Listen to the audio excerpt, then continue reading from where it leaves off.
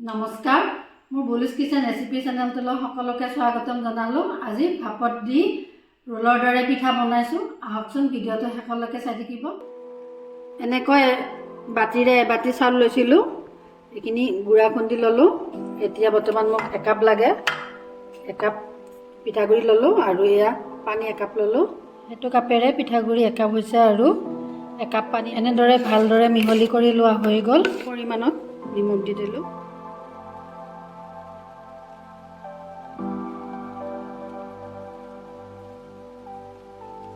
এনেদৰে এখন চালনী ল'লোঁ। এয়া এতিয়া মই পিঠাগুড়িখিনি ধুনীয়াকৈ চেকি ল'ম।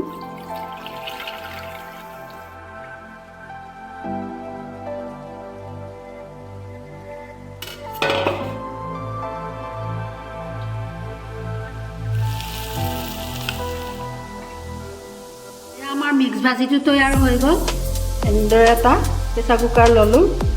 ইয়াতে আধা পানী ভৰাই দিলোঁ। এইখিনি পানীখিনি বইল হৈ থাকিব এনেদৰে। আৰু ইয়াতে পেন এখন ওপৰত দি দিম মই। এনেদৰে পেন এখন দিব লাগিব। এনেদৰে ভাপ হৈ ধুনীয়াকৈ সিজিব। এতিয়া মই ইয়াতে তলতে পিঠাগুড়িখিনি দি ল'লোঁ। বেছি হোৱা পিঠাগুড়িখিনি বাতিটোত থৈ দিব পাৰি। কুকাৰৰ ওপৰত বহাই দিলোঁ, ভাপতে সিজিব। এয়া দেখিছেনে, 1 মিনিটতে হৈ আহি আছে। থ'ব পৰা হৈ গ'ল।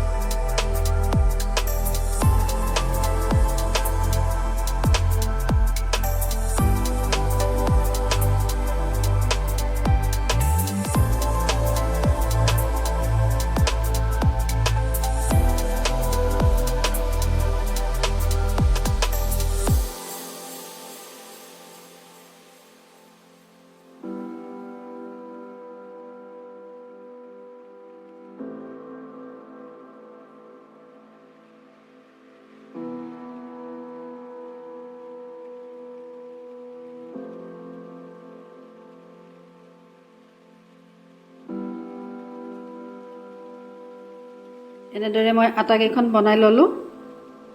ইয়াতে মই এখন আনি ল'লোঁ ধুনীয়াকৈ। দুই ধৰণৰ মিক্স ভাজি ল'ব পাৰি। এয়া আলু বইল কৰি ভাজি ল'লেও হয়। এতিয়া আমি ইয়াতে মাজত দি দিম। আজি দুই ধৰণে দেখুওৱা হৈ গৈছে। এইখিনি মই কাষত অকণমান ময়দা লগাই দিম।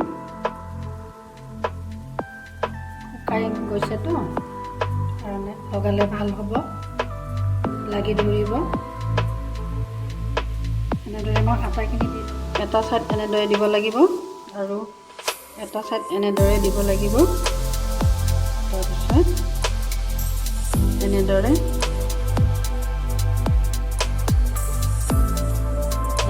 মেৰাই গ'লেই হ'ল। দুই ছাইডটো এনেদৰে ল'লোঁ। এইটো ছাইডটো এনেকৈ ল'ব লাগিব, এনেদৰে মেৰাই যাব লাগিব। এয়া আৰু ইটো ছাইড এনেদৰে ল'ব লাগিব। এনেদৰে লৈ গ'লেই হ'ল। এয়া এটা ধুনীয়াকৈ হৈ গ'ল।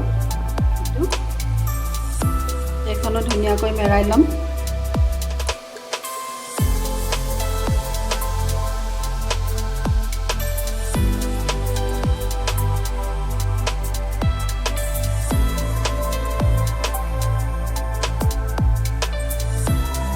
আটা হৈ গ'ল।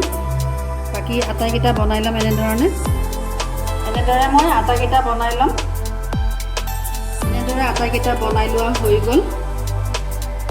এতিয়া কেৰাহীখন বহাই দিলোঁ, গৰম হৈছে আৰু তেলো দিলোঁ। এতিয়া বহাব পৰা হৈ গৈছে। এয়া এটা এটাকৈ বহাই দিম মই।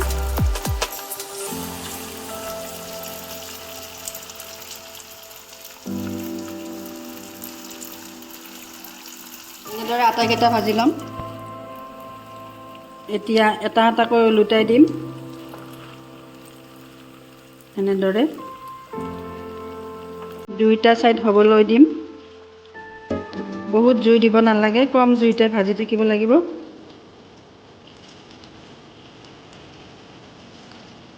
এনেদৰে মই আটাকেইটা ভাজি ল'ম বাৰু। এয়া আমাৰ ৰোল হৈ গ'ল। এতিয়া এটা এটাকৈ উঠাই দিলোঁ ইয়াতে।